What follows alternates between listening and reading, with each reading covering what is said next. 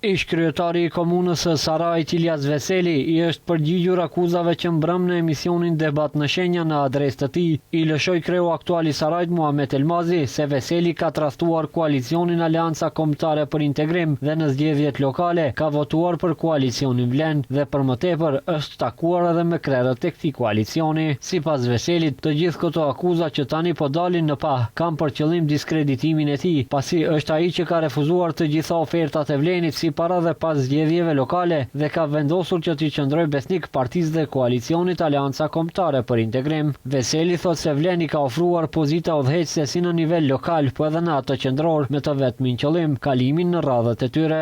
Me thonë, nëse do të dëshirojnë që të jenë të sinqertë deri në fund, është mirë që t'i tregojnë të gjitha ofertat që janë dhënë. Me thonë, flasim për periudhën parazgjedhore. Kur nga ana e tyre unë kam pas oferta maksimale.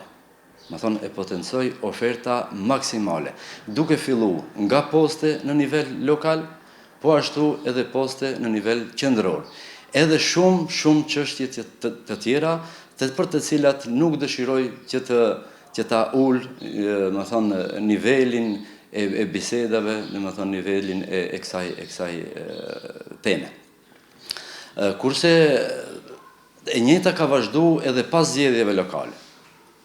Për hir të vërtetës, ofertat nuk kanë qenë vetëm për mua, por për të gjithë këshilltarët e Aleancës Kombëtare për Integrim. Për më tepër, ish kryetari Veseli tha se Elmazi ka fituar në vend votimin ku voton familja Veseli për shkak të marrëveshjeve dhe premtimeve që Elmazi u ka dhënë komunitetit bosnjak që i takojnë VMRO DPMN-s në Lubin. Ky reagim i Veselit vjen si rrjedhoje akuzave të Muhamet Elmazit, i cili mbrëm përgjatë emisionit pohoi se ka dalë fitues me votat e familjes Veseli. Ai për më tepër zbuloi data dhe takime që sipas tij kanë qenë të fshehta në mes ish kryetarit Veseli, i cili sipas kreut aktual ka kërkuar me ngulm kalimin në radhët e koalicionit Vlen.